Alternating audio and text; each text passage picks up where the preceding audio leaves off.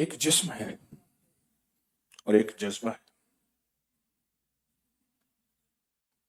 ایک جسم ہے، ایک جذبہ ہے.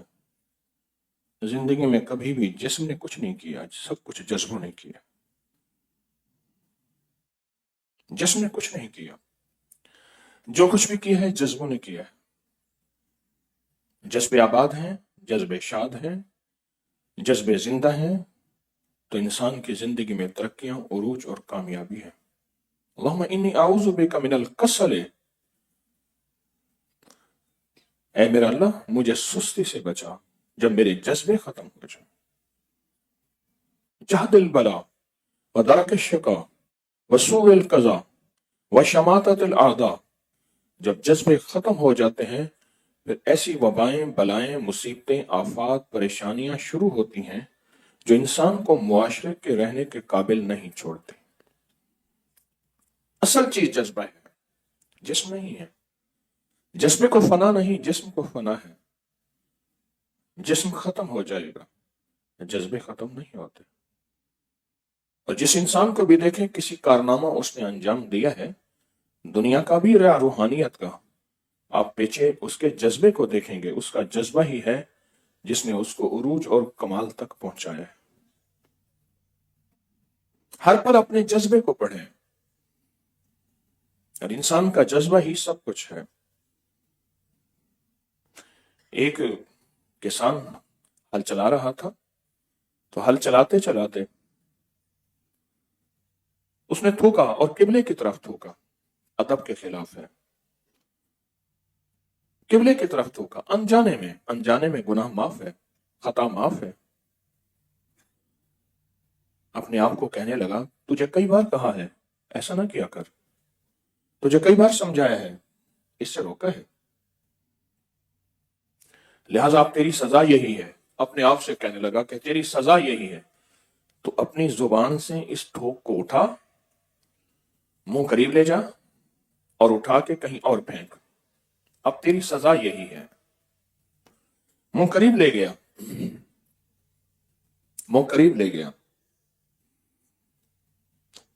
اس کا جذبہ تھا، اس میں ندامت تھی.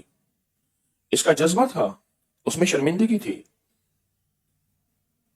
تو وہ لال جواہر بن گیا، موتی بن گیا، ہیرا بن گیا، لال بن گیا. اس نے اس کو اٹھا لیا. اب اس کا جذبہ بدلا. پہلے جذبہ کیا تھا؟ اس میں ندامت اور شرمندگی تھی. کہنے لگا لالوں کی تو جوڑی ہوتی ہے، دو لال ہوتے ہیں، ایک دفعہ پھر تھوک لے، اور پھر تھوکنے کے بعد اس طرح زبان سے اٹھا. جب اس طرح زبان سے اٹھائے گا تیرے پاس ایک جوڑی ہو جائے گی، ایک جوڑا ہو جائے گا، دو لال ہو جائیں گے. اب اس نے کیا کیا؟ اس نے پھر تھوکا، اور تھوکنے کے بعد اٹھانے لگا تو وہ بچھو بن گیا، اور اس نے زبان پہ ڈسا وہیں مر گیا. جسم نہیں، اصل جذبے ہوتے ہیں. اور جو جذبوں کو لے کے چلتا ہے اس کے لیے لمبے سفر کچھ نہیں ہوتے، اس کے لیے سردی کی راتیں، گرمی کے دن کچھ نہیں ہوتے. وہ جذبوں کو لے کر سفر کرتا ہے. اور ہمیشہ آپ کوئی بھی بڑا آدمی دیکھیں گے. میرے پاس ایک علاقے کے بہت بڑے بدماش اور قاتل کو لے آئے ایک سفر میں. چپ کر کے بیٹھا ہوا تھا، میں نے اس کو دیکھا، اتنا سا جسم تھا اس کا. جسم بالکل چھوٹا پر جذبہ بالکل پہاڑ جتنا تھا. وہ اس کا جذبہ منفی استعمال ہو رہا تھا، لوگوں کے مال کے لیے نقصان دہ، لوگوں کی جان کے لیے نقصان دہ، لوگوں کی عزتوں کے لیے نقصان دہ. وہ جذبہ غلط استعمال ہو رہا تھا. کہنے لگے یہ آدمی ہے، یہ ایک خوف کی علامت ہے، یہ ایک بلا کی علامت ہے. ایک سائیکل اور 1500 کے اوپر باپ نے اپنی بچی کو بیچ دیا تھا، غربت تھی. سائیکل اور 1500 کے اوپر اس کے اندر ایک انتقام کا جذبہ پیدا ہوا، اور اس انتقام کے جذبے نے اس کو دہشت بنا کے پھولن دیوی بنا دیا. اور وہ پھولن دیوی ایک ہندوستان انڈیا کی دہشت تھی، لیکن اس کے اندر ایک جذبہ انتقام کا پیدا ہوا. ہم تاشکند میں تھے، ایک ہوٹل میں کھانا تھا، ایک خاتون ویٹر تھی روس کی. میں نے ہوٹل والے سے کہا، ایک صاحب سے کہا، وہ وہاں کی روسی زبان جانتے تھے، میں نے ان سے کہا ہمیں ویٹر مرد دے دیں. اس نے جا کے اس خاتون کو کہا، وہ تھی جو اللہ کا وجود بھی نہیں، ان کے پاس اللہ، نبی، دین کچھ نہیں، پر ایک اندر عورت کا جذبہ موجود ہے. میں نے دیکھا اس نے جب بات سنا نا، اس نے حیا اور شرم سے اسے دونوں ہاتھ سے کر لیے. اس کے اندر ایک ایسی اور عورت ہے جس کے اندر حیا ہے، جس کے اندر جذبہ ہے، جس کے اندر شرافت ہے. ماحول نے اسے یہ عورت بنا دیا. اس لیے ہمارے مزاج میں مسلم غیر مسلم کے لیے رواداری، محبت، خیرخواہی کا جذبہ ہو. ایک دیوانہ تھا آپ جیسا، عاشق تھا آپ جیسا. اللہ مجھے بھی بنا دے جیسے آپ کے اندر سچے جذبے ہیں، جیسے آپ کے اندر سچے قدم اٹھے ہیں، جیسے آپ کے اندر سچی طلب ہے. تو میں سے کہنے لگا مجھے اللہ کا نام سیکھنا ہے، مجھے اللہ سیکھنی ہے. کسی نے بتایا کہ یہاں سے میلوں دنوں ہفتوں کا سفر، میلوں دنوں ہفتوں کا سفر ہے. ایک درویش ہے، وہ اللہ کا نام سکھاتے ہیں، اللہ سکھاتے ہیں. جذبہ سچا تھا، جذبے کے اندر موجیں تھیں، عروج تھا، جذبے مان نہیں پڑے تھے. چل پڑا، منزلوں کی منزلیں مارتے، کہاں سے کہاں پہنچا. ہفتوں دنوں کا پیدل سفر کرتے کرتے کرتے جب اس گاؤں بستی میں پہنچا جہاں وہ درویش اللہ کے ولی تھے جو لوگوں کو اللہ سکھاتے تھے، کرتے جب وہاں پہنچا پتہ چلا کہ وہ درویش تو اس دنیا سے رخصت ہو گئے. رویا، جی بھر کے رویا، آنسو بہائے. میری قسمت، میری مقدر، میں نے ان درویشوں کا فیض، ان کی برکت نہ پا سکا. ایک سچا جذبہ تھا جو اس کو لیے پھر رہا تھا، ایک سچا جذبہ تھا جو اس کے قدم اٹھوا رہا تھا. پوچھا حضرت کا کوئی خادم، کوئی خلیفہ، کوئی بیٹا حضرت کا آستانہ، تسبیح خانہ، خانقاہ آباد ہو؟ فرمایا کوئی اس قابل نہیں تھا کہ حضرت نے کسی کو خلافت دی ہو، کسی کو، کوئی اس قابل نہیں تھا. لہذا حضرت کا آستانہ بند ہو گیا. حضرت کی مزار پہ گیا، رویا. پتہ چلا کہ ایک بیٹا ہے حضرت کا، لیکن وہ نافرمان ہے، اس کی زندگی دوسرے کاموں میں ہے. جی میں آیا، اتنا لمبا سفر کر کے آیا ہوں، چلو حضرت کے بیٹے کو تو دیکھ لوں، اس درویش کے بیٹے کو دیکھ لوں. اس کے درویش کے بیٹے کا گھر آگے بوریا، چادر، کپڑا پڑا ہوا تھا دروازے کے.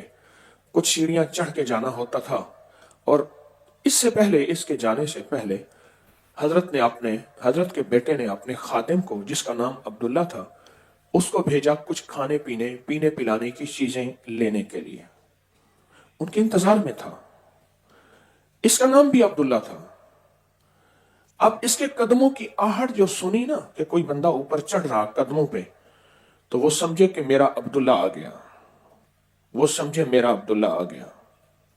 اس کے آہٹ سنی، میرا عبداللہ آ گیا. آواز دی عبداللہ، تو نے دیر کر دی. بس یہ چوٹ لگی. یہ عبداللہ کہنے لگا، جذبہ سچا تھا نا، تو ہر چیز کو سچے انداز میں لے رہا تھا.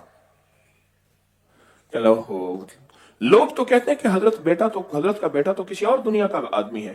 انہوں نے مجھے کہہ دیا آنے میں دیر کر دی، ابا جی کا وصال ہو گیا. حالانکہ اس نے اپنے خادم کو کہا تھا کہ آنے میں دیر کر دی. اس نے تو اپنے خادم کو کہا تھا کہ آنے میں دیر کر دی. جا کے بیٹھا ادب سے، پوچھا کیسے آئے؟ کہا میں آپ سے اللہ سیکھنے آیا ہوں، میں آپ سے اللہ سیکھنے آیا. اب اس کے پاس اللہ ہوتا تو وہ سکھاتا. ایک باغ تھا جس کی حضرت زندہ تھے، مرید اس کو پانی دیتے تھے، اس کی رکھوالی کرتے تھے. باغ خشک ہو رہا تھا کیونکہ حضرت کے بعد کوئی مسند کا اہل تھا نہیں، تو سب چلے گئے. تو اس نے کہا کہ اس نے ایک طریقہ کیا. اس نے کہا بابا یہاں تو وقت لگے گا اللہ اللہ سیکھنے کے لیے. تو اس نے کہا حضرت میں تو زندگی لایا ہوں, میں تو زندگی لایا ہوں. کہا پھر ایسا کرو, 1 سال جا کے ہمارے باغ کو پانی دو, 1 سال جا کے ہمارے باغ کو پانی دو, صبح شام روکی سوکی جو ملے گی مل جائے گی, سال کے بعد آنا پھر اللہ اللہ سکھاؤں گا. انہوں نے کہا 1 سال تو چلو بندہ بندہ رہے. یہ سچا شخص تھا, اس کا جذبہ سچا تھا.